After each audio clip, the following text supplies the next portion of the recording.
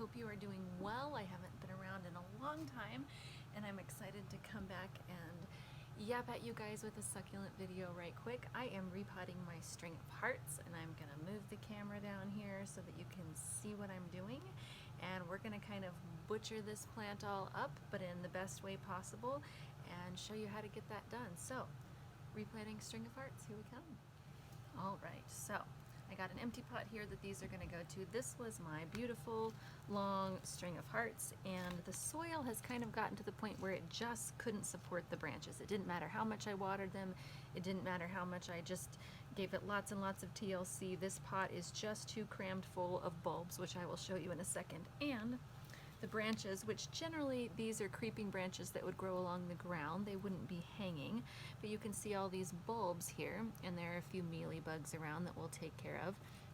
But these little knots growing on the string of hearts, these are little bulbs, and if and when they are planted, they will grow new plants. So we're going to cut all of these off. This is another pot that I had a few out, and I've already cut this off, as you can see, and there's just the bulbs at the base and the few little sprouts coming out. But this one we haven't cut off yet, so we're going to do that right quick. We're just going to cut all of this off.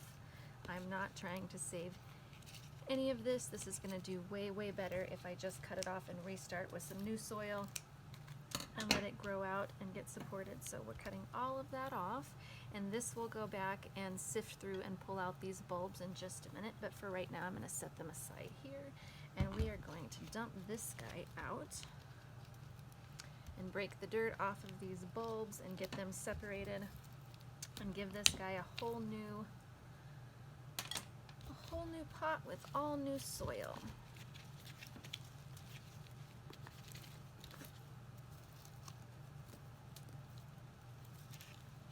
There we go. Look at those fantastic roots. See all those roots in there? But they're just too crowded, and it can't stay happy. So we're gonna pull these apart. You know, one of the things that I often see with people that aren't really familiar with plants is that they think they're gonna hurt them a lot easier than they actually will. Now, I'm being very purposeful, and I've done this so many times with plants like these, so I am not new to this. But what we want is a little bulb here and some little roots, and we just want all of these separate. I'm going to leave this attached to its mother here, and we're going to plant that. So I'm just going to start a little pile of bulbs here and just gently sifting through with my fingers and pulling out all of these little rhizomes. Bleeding heart, like I mentioned, would usually grow on the ground, and so as the leaves and branches just get longer and longer, then they send out these little bulbs, which then will root, and that can support the length that these branches get to. But with the only rooting point being at the very end, once branches get really long, unless they have a really nice big pot of soil and are fed often, etc., it can really be difficult on the plant itself. And these were tiny little bulbs when I got them. There was only a few of these bulbs in this pot here, and it's been in this pot for probably 4 years now, so that's part of why it's so compact. And I knew once it started getting a little unhappy and the stems weren't staying green no matter how much I watered them, that it was time to really get in here and separate the bulbs and get them a nice new pot. And these may actually end up going into 2 pots. And this one is sending off new growth, you can see. So these are old dead branches. I'm just going to clip those off, but I am going to save that nice new little sprout coming off of there. So we'll just keep separating these. If it's old, if the stems are old and crunchy, then I'm cutting them off. If they're soft and nice, if it's a tiny little bulb like this here, I'm not going to work at keeping all of those because I have more than enough to fill up my pot with these nice, happy, healthy, bigger ones. And all of these bulbs, after I get them separated, they're all going to get washed off really well, just because there are a few mealybugs that I see around my the this guy doesn't generally tend to be one that gets a lot of mealybugs for me. It only gets them when they're really stressed. So I'm not very worried about it being overwhelmed with mealybugs once I get it happy and in a new pot again. But you don't ever want to just replant mealybugs if you can help it, and introduce them to new soil. So I will definitely be rinsing all of these guys off. I probably won't bring the camera in for that, but I will give them a quick rinse.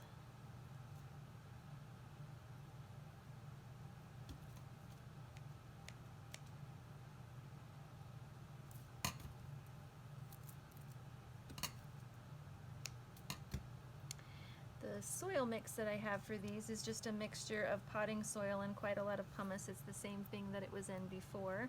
I'm gonna pot it up in a similar mixture, just slightly different ratios. I'm going with a little bit more bark chips and a couple things to experiment with this time, just because I had trouble keeping this guy moist enough. A lot of times with these type hanging plants, it's hard to not get them overwatered with certain things, but there was so many bulbs in this pot and not a ton of potting soil, so keeping this guy watered has been my challenge. So I'm going to go with a slightly heavier mixture than I had this last time, a little heavier on the bark side of things, and see how it likes that.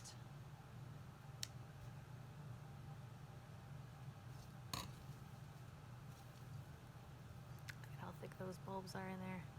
You can see all of them. This is going to be so happy. It's going to sprout up and just be super excited to not have all of the old growth and just to be able to sprout up with newness. Sometimes people are really afraid to kind of dismantle their plants, and I get some pretty interesting comments on the channel here of people going, oh, what a waste. You didn't have to chop that plant off. You could have grown it out to look like a bonsai, or oh, what a waste. If you would have just cared for it a little more, it would have been fine. And the thing is, in the wild, these plants would get eaten off, they would get stepped on. You can see this one's sprouting a whole new sprout, so I will leave that. These guys would get broken off and stepped on and all kinds of stuff, and they would be able to regrow new growth, and that is actually really healthy for the plants. And how we keep these guys indoors, they don't really have seasons where they die back and then come back, and so pruning them off every once in a while is actually one of the most natural, healthy things that you can do for them. It's not cruel at all. It actually gives them a bit of a break and allows them to do a bit of a reset. So don't be afraid if your plants get puny to do some pretty significant pruning on them from time to time and let them just get a good reset. Oh, that one's coming up with a little sprout. Can you see this tiny little sprout? Isn't that adorable? These are really nice. You can see how white, and they're just super, super firm. They're just like tiny little miniature potatoes is what they should feel like. If they're soft, I'm hoping this other pot will have a couple slightly spongy ones that I can show you what they look like if they're kind of dying. Because all of these so far are really, really healthy.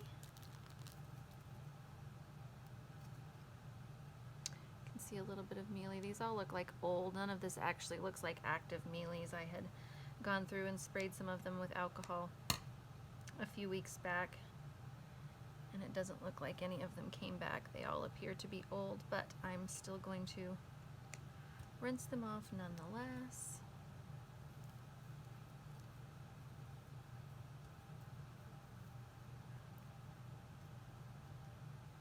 And you can leave some of them attached together if you want. You can separate if they're a fairly decent size like this one. You can totally pull that off and separate it. It's really up to you.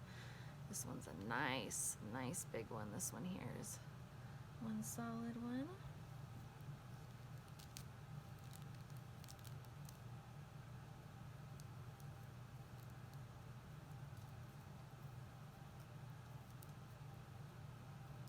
All right, I'm gonna finish up this batch here just so my video doesn't get too long and this is too boring, and I will come back when I start on the next pot and let you see how that one looks. All right, Starting in on the second pot here.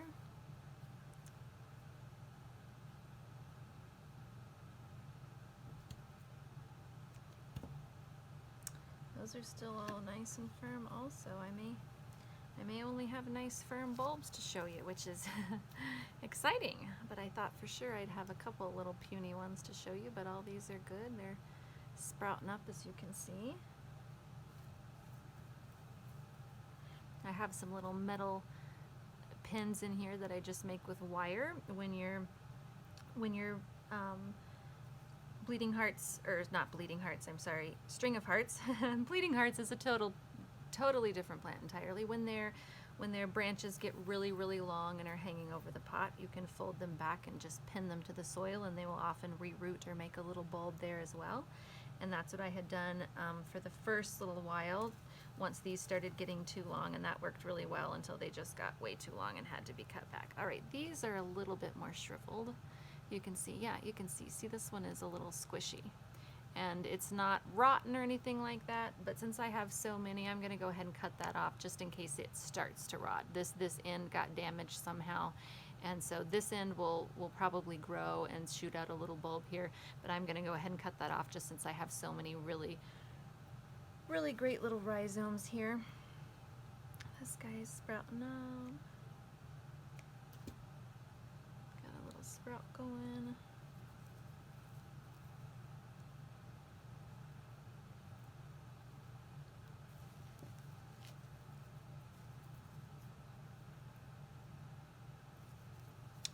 And pick out my little pins here.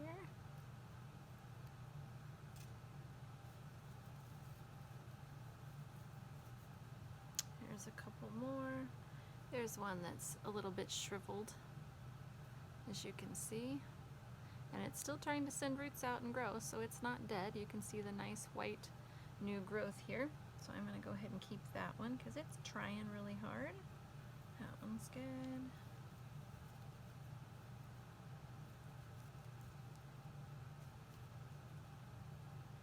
And if you don't know what the string of hearts looks like when it's all grown out and beautiful, you can find it in some of my other, this one's soft as well, so I'm just not going to keep it, even though it may or may not be growing. I'm not going to keep that one. But you can see what they look like when they're really big and beautiful in some of my other videos if you want to. All right, so that's the roots for the plants. Now, let me scoot.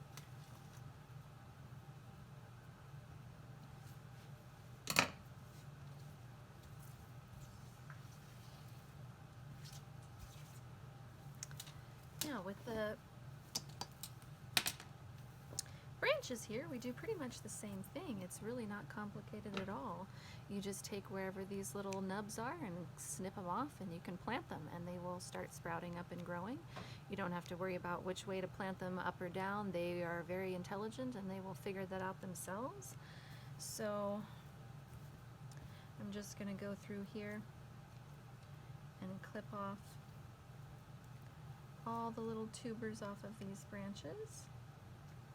And I'm going to start these in a separate pot from all of the rest of these here, because these have already been rooted and underneath the ground, and they'll be ready for water and stuff a bit faster than these guys will. These guys will take a bit more time to root just because they're used to being above ground, and they've just been waiting to come in contact with soil.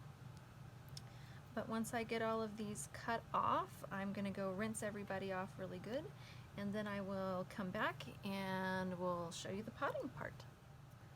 All right. So I got my pot, got some holes drilled in the bottom of it. And these guys do not like to be buried very deep. They kind of like to be right along the top. So I like to keep it not super full so that I can water, and the water can have room to kind of fill up and go inside of here and then slowly trickle down throughout the pot. I don't like my pots all the way full, so I'm going to leave it about like that. These guys have had a nice little rinse, and they're just going to go just covered underneath the surface, just barely. And they can be butted up against each other, but I like to have just a little, I prefer to have spacing wise about that distance between them, or a little bit less. And you can also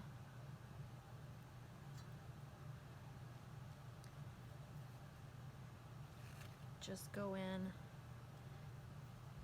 and put one or two, like you're planting other bulbs, rather than burying them one at a time, so you can kind of see and space things out. These two are hooked together, so I'm going to leave them a little bit closer.